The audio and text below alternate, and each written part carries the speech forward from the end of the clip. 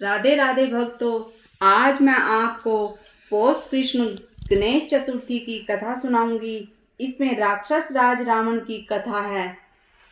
पौष मास में किस गणेश जी की पूजा करनी चाहिए, पूजा का विधान क्या है और भोजन क्या करना चाहिए, संक्षेप में आप यह सब बतलाइए।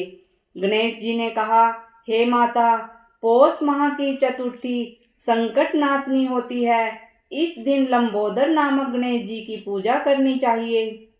इसके उपरांत भोजन में गोमूत्र ही पीना चाहिए। व्रती को पूजन पहले कही गई विधि से ही करना चाहिए, अर्थात सारे दिन शांत स्वभाव से उपवास रखकर व्रत करें, ब्रह्मचर्य का पालन करें, दिन में सोए नहीं, रात को पूजा से निपटकर ब्राह्मण को भोजन कराएं, दूध की खीर में शुद्ध घी डालकर गणपति मंत्र से हवन करे तो वह राजा को भी अपने वश में कर सकता है। इस संबंध में हम आपको एक पुरानी कथा सुनाते हैं। एक बार रावण ने सभी देवताओं को जीत लिया। घमंड के नशे में चूर होकर उसने संध्या करते हुए बाली को पीछे से जाकर पकड़ लिया। शक्तिशाली बाली रावण को अपनी बगल में दबाए हुए आकाश के रास्ते किष्किंधापुरी पहुंचा और रावण को खिलौने के रूप में अपने पुत्र अंगद को दे दिया। अंगद ने रावण के गले में रस्सी बांधकर उसे नगर में घुमाना शुरू कर दिया। संसार को जीतने वाले रावण की यह दशा देखकर समस्त नगर में रहने वाले उस पर हंसने लगे। वे कहने लगे, अरे जरा देखो तो सही, यह विश्व विजेता रावण आज राजकुमार अंगद द्वारा सड़कों पर घुमाया जा रहा है। नगरवासियों की बातें सुनकर रावण शर्मिंदा होकर लंबे लंबे सांस लेने लगा। उसका घमंड चूर चूर हो गया। उसने अपने नाना पुलस्त्य मुनि को याद किया। अपने नाती की दीन पुकार सुनकर मुनि को अचंभा हुआ कि उसके नाती की ऐसी दशा क्यों हुई। अधिक गर्व करने से देव, दानव, मनुष्य आदि सभी का नाश जरूर होता है। रावण के पास आकर मुनि ने पूछा कि तुमने मुझे क्यों याद किया है। रावण ने कहा, हे नाना जी, देवताओं को जीतने के कारण घमंड करने से मेरी यह दुर्गति हुई है। मैंने पूजा करते हुए एक वानर राज को देखा पश्चिमी महासागर के किनारे पर। मैंने उसे पीछे से पकड़ने की कोशिश की, परंतु मैं ही उसके हाथों पकड़ा गया। उसने मुझे यहाँ लाकर मेरे गले में रस्सी बांधकर अपने लड़के को खेलने के लिए दे दिया। इस दुर्दशा को देखकर नगरवासी मेरी हंसी उड़ाते हैं। हे देव, इसी चिंता में मैं दुखी रहता हूँ। रस्सी में बंधे रहने से मैं कमजोर हो गया हूँ। हे स्वामी, अब मुझे क्या करना चाहिए? मेरे समान आपके कुल में कोई अन्य कुल को कलंकित करने वाला नहीं है। अब आप ही मुझे बचा सकते हैं। पुलस्त्य ऋषि ने कहा, हे रावण, डरने वाली कोई बात नहीं है। मैं तुम्हें इससे छुटकारा दिला दूंगा। बाली देवराज इंद्र के वीर्य से पैदा हुआ है और तुमसे अधिक शक्तिशाली है।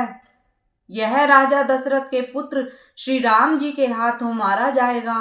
हे दैत्यराज, यदि तुम बाली के बंधन से छुटकारा चाहते हो तो मेरा कहा मानकर संकट नाशक गणेश जी का व्रत करो।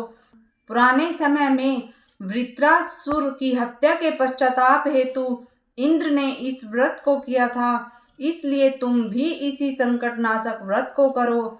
बहुत जल्दी ही तुम्हारा संकट दूर हो जाएगा। ऐसा आदेश देकर पुलस्त्य ऋषि वन में प्रस्थान कर गए। तत्पश्चात रावण ने इस व्रत को किया। हे देवी, इस व्रत के करने से रावण उसी समय बंधन मुक्त हो गया तथा सुख से अपना राज्य करने लगा। श्री कृष्ण युधिष्ठिर से कहते हैं कि हे धर्मराज, आप भी इस व्रत को करें। इसके प्रभाव से आप युद्ध में समस्त शत्रुओं को मारकर अपने सुंदर राज्य को प्राप्त करेंगे। कृष्ण जी के कथनानुसार युधिष्ठिर ने पौष कृष्ण चतुर्थी का व्रत विधि सहित किया और अपने राज्य को दोबारा प्राप्त कर लिया। कथा पूरी होने के बाद आरती करना बहुत जरूरी होता है, क्योंकि अगर कथा में कोई त्रुटि रह गई हो, कोई त्रुटि हो गई हो, तो अगर हम आरती करेंगे तो वे सभी गणेश जी महाराज की कृपा से संपन्न होंगी और भगवान उन गलतियों को माफ करेंगे। इसलिए किसी भी कथा के अनुसार हमें गणेश जी की पूजा और आरती जरूर करनी चाहिए। जय गणेश जय गणेश जय गणेश देवा, माता जाकी पार्वती पिता महादेवा। एक दंत दयावंत चार भुजाधारी, मस्तक सिंदूर सोहे मूसे की सवारी। पान चढ़े फूल चढ़े और चढ़े मेवा, लडवन का भोग लगे संत करे सेवा। जय गणेश जय गणेश जय गणेश देवा, माता जाकी पार्वती पिता महादेवा। अंधन को आँख देत कोढ़िन को काया, बांझन को पुत्र देत निर्धन को माया। दीनन की लाज रखो शंभु सुतवारी, कामना को पूरा करो जग बलिहारी। जय गणेश जय गणेश जय गणेश देवा, माता जाकी पार्वती पिता महादेवा। जय गणेश जय गणेश जय गणेश देवा, माता जाकी पार्वती पिता महादेवा।